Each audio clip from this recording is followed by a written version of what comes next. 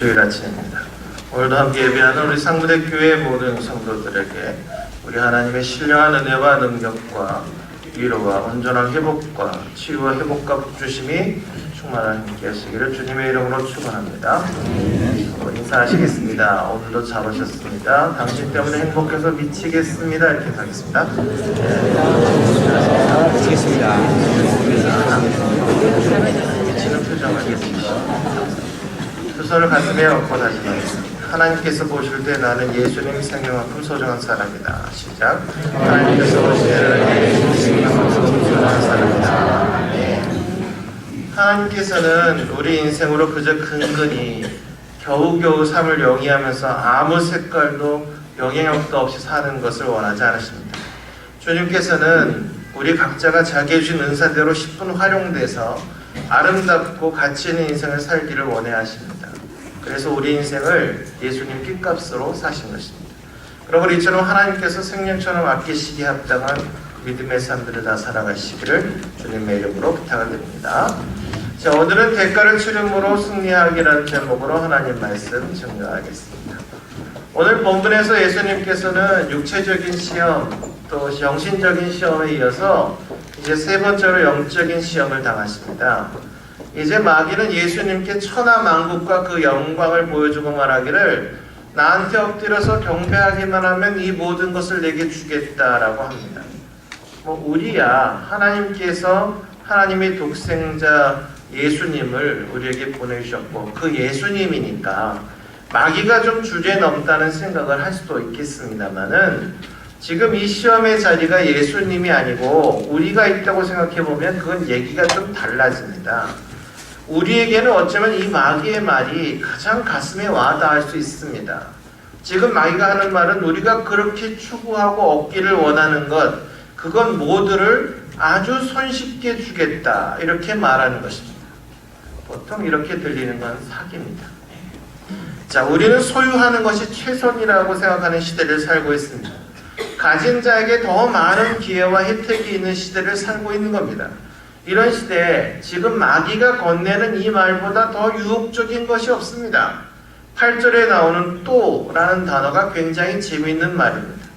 이건 마귀의 시험이 다양하다는 걸 보여주는 얘기입니다. 마귀는 단순하게 한 가지 모양으로만 접근하고 포기하지 않습니다. 그는 넘어뜨리는 것이 목적이기 때문에 필요하기만 하면 어떤 모습으로든 나타납니다. 이 방법으로 안 되면 저 방법으로, 저 방법으로 안 되면 또 다른 방법으로 우리를 시험합니다. 그래서 여기에 또라고 한 것입니다. 이렇게 마귀는 또 예수님을 데리고 지극히 높은 산으로 갔습니다. 마귀는 지치지를 않습니다. 광야로 갔다가 성전으로 갔다가 또 지극히 높은 산으로 갔습니다. 환경과 장소를 막 바꿉니다. 그런데 우리 사람들은요, 환경에 꽤 민감하지 않습니까? 사람들 중에는 환경이 바뀌면 적응하려고 애쓰다가 면역력 같은 중요한 기능들을 약화시키는 낭패를 경험할 때가 있습니다.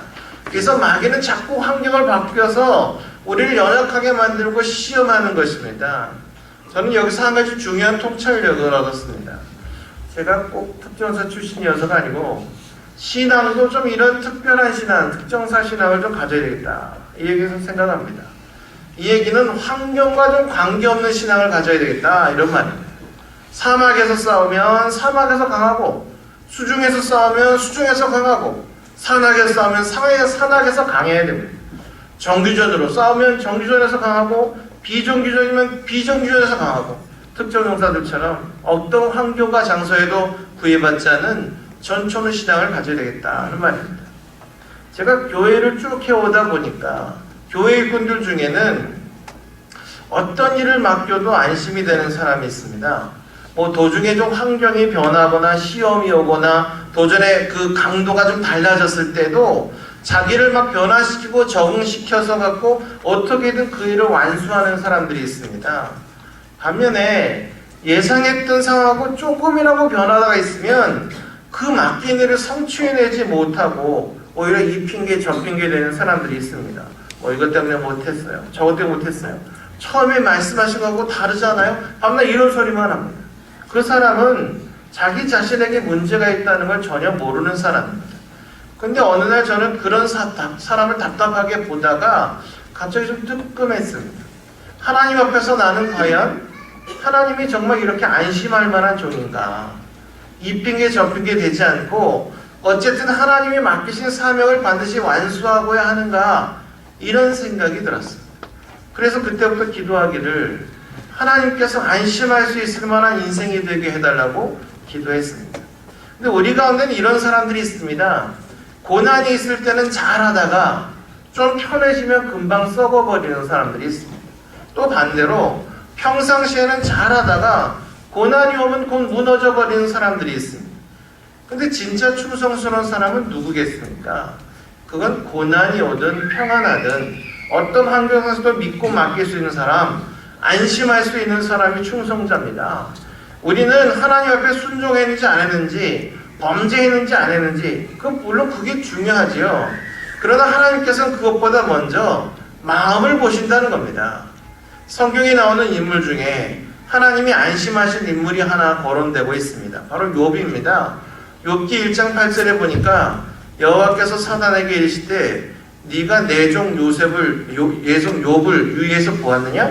그와 같이 순전하고 정직하여 하나님을 경외하며 악에서 떠난 자가 세상에 없느니라. 이렇게 말합니다.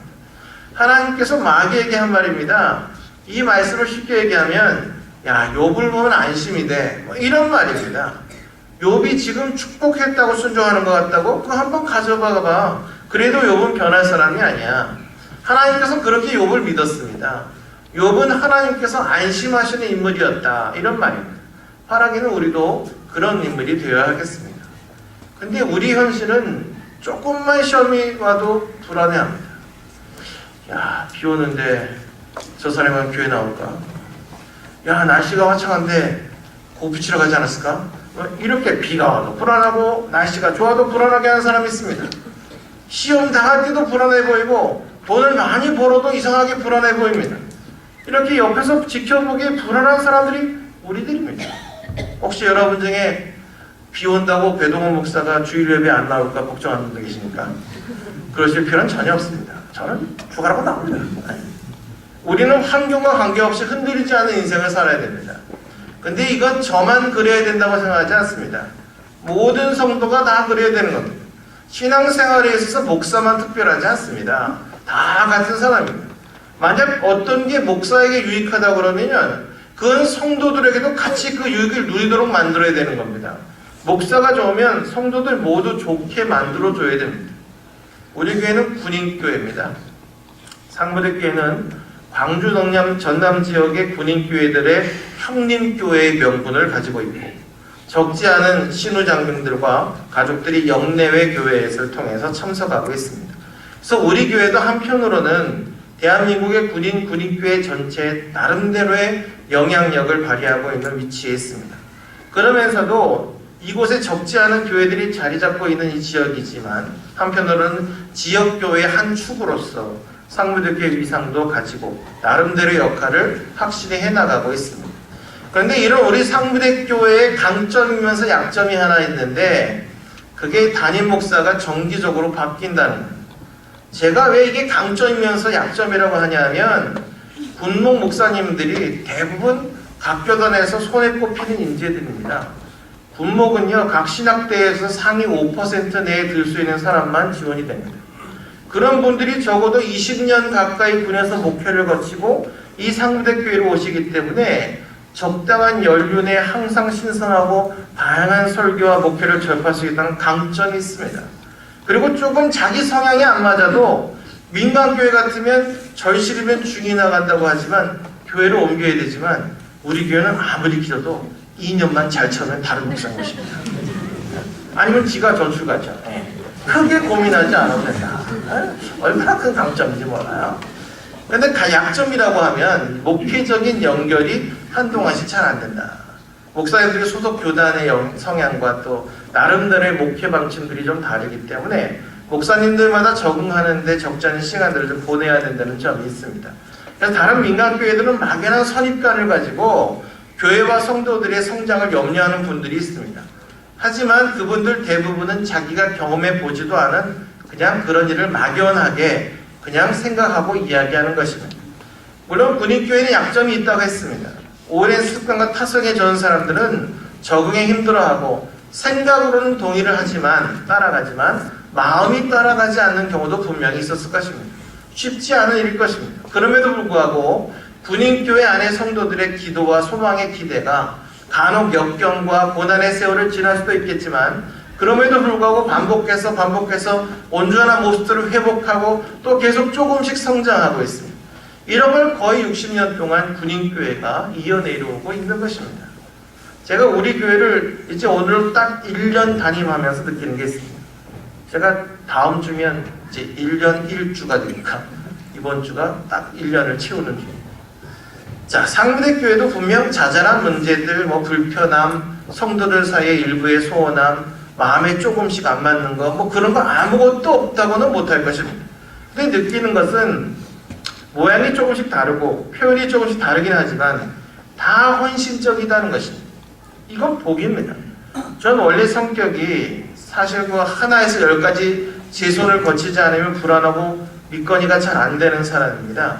사실 몇 교회 전까지만 해도 교회 전기시설 앰프 설치하는 거, 예배 준비, 주보 작성, 청소, 간식 준비 이런 거 다 제가 제 손을 거쳐서 했습니다. 근데 우리 교회 와서는 제가 그걸 끼어들 틈이 없습니다. 제가 굉장히 편해졌습니다. 물론 다른 일이 많아져서 계속 바쁘긴 하지만 이런 일은 아예 생각도 안 합니다. 그리고 웬만한 어려운 일이 있어도 그게 그렇게 크게 보이지도 않습니다. 환경이 아무리 열악해도 걱정이 안 되고 고난이 온다고 해도 흔들릴 것 같지가 않습니다. 자, 오랜 세월에 걸친 이런 훈련과 헌신이 개개인에게 있어 왔기 때문에 상무대교회 성도들은 고난과 어려운 때를 잘 견디고 헤쳐나갈 것이라고 믿어지는 것입니다.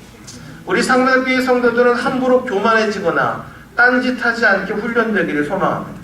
그렇게 될 때 결국 하나님 보시기에 안심이 되는 인생이 될 것으로 믿습니다. 하나님 앞에 섰을 때 저는 이 모습이 우리에게 가장 중요하다고 생각합니다. 그러면 마귀가 우리를 영적으로 시험하는 방법이 어떤 것이 있느냐? 첫째로 마귀는 합리성을 가지고 유혹합니다. 마귀는 묘한 논리로 접근을 해옵니다. 일종의 궤변이죠, 이런 걸. 근데 이 생각한 훈련을 하지 않은 사람들은 이를 쉽게 넘어갑니다. 겉으로 보면 마귀의 유혹은 굉장히 합리적이고 설득적인 것처럼 느껴집니다.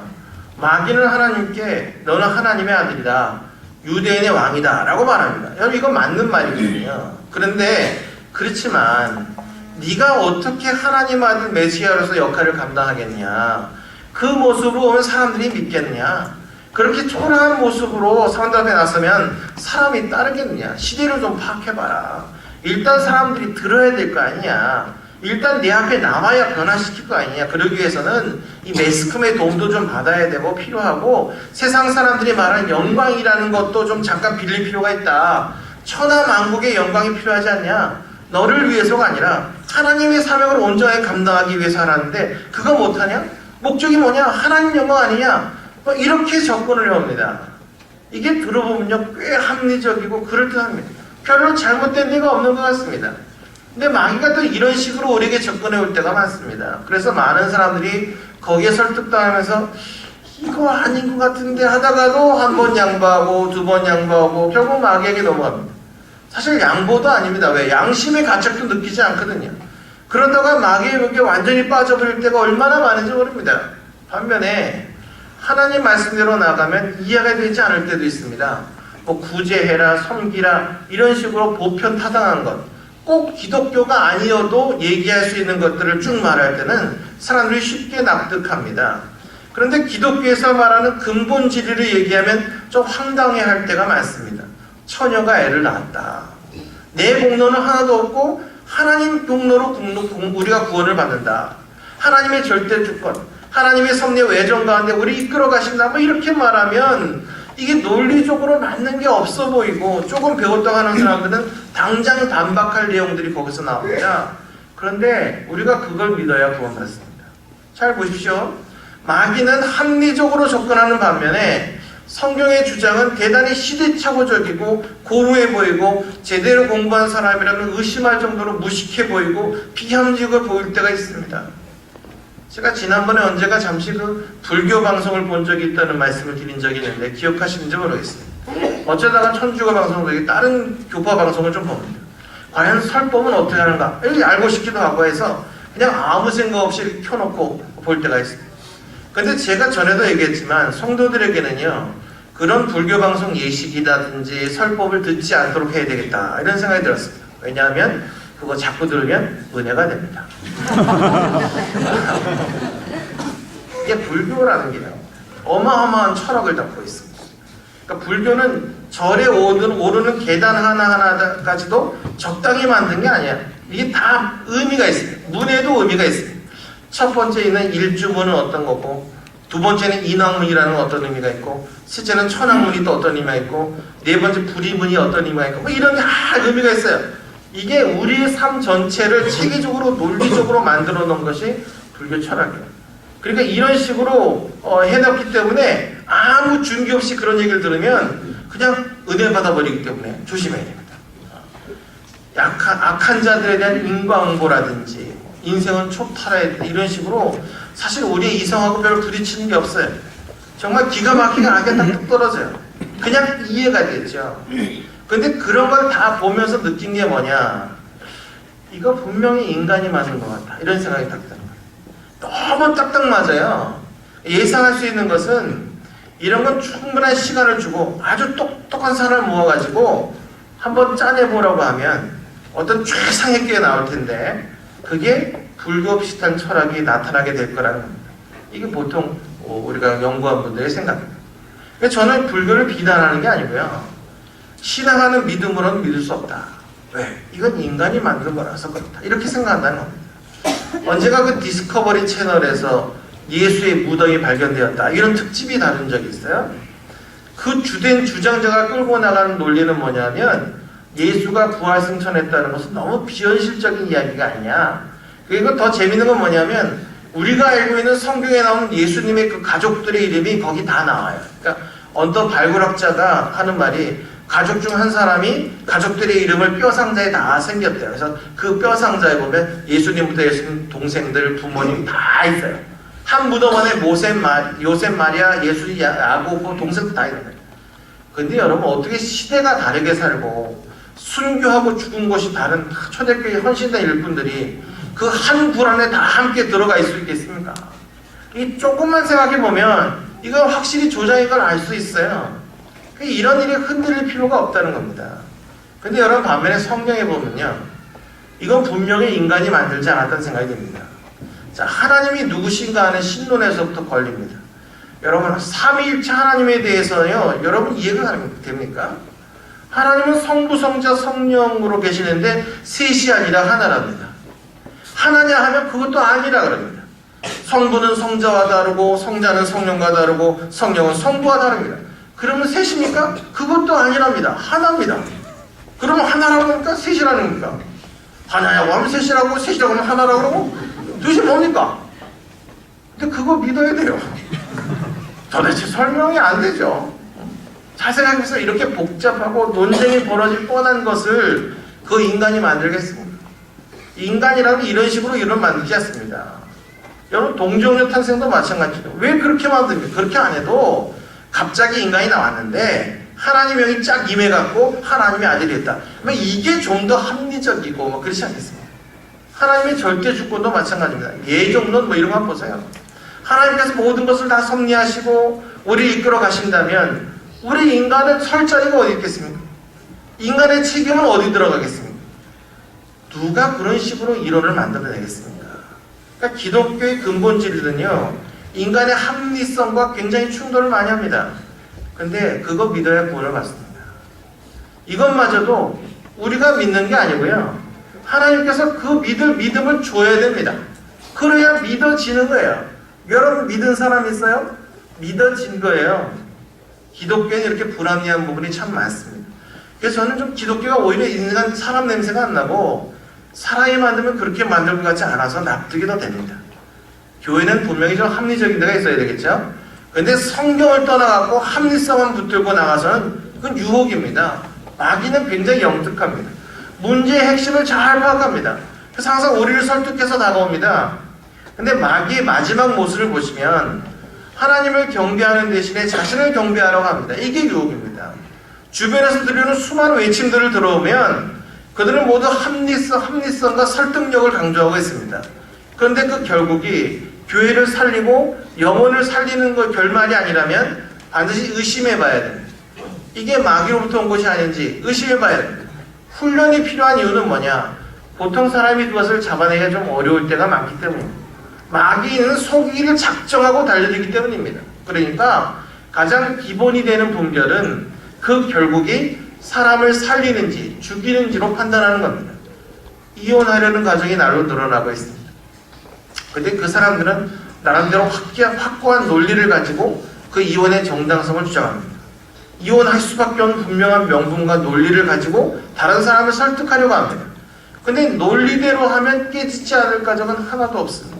다 깨집니다. 그런데 합리성만 가지고 되는 게 아닙니다. 우리 가정을, 우리 자녀를 살리는지 죽이는지 이 시작에서부터 문제를 풀어가야 됩니다. 잊지 말아야 됩니다. 여러분, 사람을 죽이는 사람을 봐도요, 거기에도 합리성이 있어요. 자신이 왜 죽일 수밖에 없었는지 이유를 대요. 근데 그걸 따라가면 안 되는 거잖아요. 이게 마귀의 논리입니다. 설득력 있는 논리처럼 보이지만 거기에는 죽이는 유혹이 있습니다. 반대로 성경대로 따르는 것은 좀 무식해 보이더라도 그게 살리는 일이면 하나님께로 온 것입니다. 우리 이걸 좀 붙들 줄 알아야 됩니다. 예를 들어서 자녀를 박대하는 계모가 있다고 가정해 봅시다. 박대하는데도 이유가 있어요. 얼마 전에 그 계모가 자기 딸을 때려 죽였죠. 그래서 친모가 막 난리치고 고소하고 이런 일이 있었는데 왜 애를 때리는지, 왜 아이밥을 안 챙겨줬는지 계모한테 물어보시면요, 확고한 논리가 있어요. 이래야 교육이 되고, 이래야 버릇을 고치게 되고, 이래야 인간 된다, 뭐 그렇게 합니다. 다들 들어보면 공감은 가는데 애는 죽어가요. 반면에 어머니만큼 비합리적인 사람도 없습니다. 아이들이 책값을 2번 달라고 하면 돈 줍니다. 그러면 안 된다고 하면서도 어머니는 매일 속습니다. 그 옛날에 왕지인가 뭐 그런 탤런트가 자기 엄마한테 돈을 받아내게, 오락실 가게 돈을 받아내게 해서 그 학교에서 주는 공문서를 위조했대요. 그래서 교과서 2만 원이면 그거를 6만 원으로 붙여갖고 이렇게 타내고 막 그랬답니다. 자기는 오빠가 있어서 오빠 걸 같이 만들어서 이렇게 그래도 속아주는 거예요. 계속 부모님은 이거 언젠가 준지 싶다 그러면서 또 주는 거예요. 그런데 그런 어머니 품 안에서 아이들이 자라난다는 거예요. 교회가 이런 어머니 품과 같은 게 있어야 돼요. 계모의 회초리가 아니라 어머니 품이 필요한 거예요. 저는 우리 교회들이 이런 모습이 있어야 된다고 생각합니다. 그래서 고린도전서 4장 15절에 보면 그리스도 안에서 일만 스승이 있을 때 아비는 많지 아니하니 그리스도 안에서 복음으로서 내가 너희를 낳았음이라 말을 합니다. 교회가 잘 흘러가려면 분명히 합리적인 부분이 있어야 되겠죠. 정직하고 감정상 서로 부딪히는 그런 힘도 별로 없어야 되고 많은 사람에게 편안함을 줘야 됩니다. 상식이 통하는 교회가 될 때 그럴 수 있습니다. 그런데 교회가 상식만 추구하는 것은 아닙니다. 그 안에 따뜻함이 있어야 되고 용납하는 것도 있어야 되고 포용이 있어야 돼요. 교회의 직임자들, 부서장들, 그리고 목사에게 제일 중요한 게 뭐냐면 아비 되느냐 어비 되느냐 이런 것입니다. 아비의 마음을 갖지 않고 어미의 마음을 품지 않으면 마귀의 무역에 넘어갑니다. 누구에게 문제가 있을 때 내가 저 사람의 아버지라 부모라는 시각을 가지고 바라보십시오. 그러면 무조건 마귀에게 속지 않습니다. 무조건 화살을 날리지 않습니다. 또 청년들은 어른들을 바라볼 때 저분들이 우리 아버지 어머니다 이런 시각을 가지고 바라야 돼요. 이게 중요합니다. 예의 바른 청년들은요 어른하고 싸우지 않습니다. 존경하면 자기가 말하고자 하는 것을 어른들이 듣기 쉽도록 잘 정리해서 말하기를 힘들어하지 않습니다. 그렇기 때문에 어른들 앞에서 과격해지지 않습니다. 그리고 진심으로 어른들을 좋아하고 존경하면 자연스럽게 그런 일은 되어집니다. 이것이 합리적이고 상식적이어서가 아닙니다. 모든 일의 근본, 살리는 일인지 죽이는 일인지 분별해서 오는 것입니다. 이처럼 마귀는 첫 번째로 합리성으로 사람들을 유혹합니다. 우리가 마귀가 우리를 적극적으로 시험하는 방법에도 3가지가 있는데 오늘은 그 첫 번째, 이 합리성으로 유혹하는 마귀의 전략과 합리성을 넘어서는 성도들의 기준에 대해서 말씀을 드렸습니다. 2번째, 3번째는 다음 주에 드리도록 하겠습니다. 자, 오늘 말씀을 정리하겠습니다. 우리가 영적으로 타락하기 쉬운 이유는 세상에 던져주는 메시지가 너무 매력적인 데 있습니다. 근데 그것은 물리쳐야 승리할 수가 있습니다. 끝까지 하나님 방법을 붙들 수 있는 거룩한 믿음의 사람들이 다 되시기를 축원합니다. 마귀의 영적 시험에 승리할 수 있는 근본적인 능력은 우리가 하는 모든 사역이 예수님을 사랑하고 하나님을 사랑하는 마음에서부터 시작되는 데 있습니다. 거기에서부터 우리의 모든 믿음이 출발해야 되고 예수님을 사랑하고 하나님을 사랑하는 마음이 평생의 사명으로 붙드는 출발점이 되어야 합니다. 사랑 없이 일하는 모든 것은 사실 바람을 잡는 것 같이 헛된 일이고 이미 시험에 든 것입니다. 이처럼 하나님께서 아버지의 마음으로 우리를 품으셔서 어떻게든 살리시고 성장시키시고 승리하게 하신 것 같이 우리들도 다른 성도들과 세상을 향해서 어떻게든 살리는 방향으로 어떻게든 세워주고 품어주는 방향으로 섬김으로써 하나님의 마음에 안심이 되며 사역의 풍성한 열매를 맺는 마귀의 시험을 넉넉하게 이겨나가는 상무대교회 모든 성도들 되시기를 주님의 이름으로 축원합니다. 기도하겠습니다. 우리가 1~2분 동안 기도하겠습니다. 우리가 기도할 때 정말 우리를 시험하는 이 모든 마귀의 계기에 있어서 우리가 먼저 정말 하나님 앞에 아비된 마음, 부모된 마음으로 정말 사람을 살리는 방향으로 항상 하나님의 이 모든 사역들을 해나갈 수 있도록 은혜 주시기를, 지혜 주시기를 함께 기도하겠습니다. 기도합시다. 살아계신 하나님,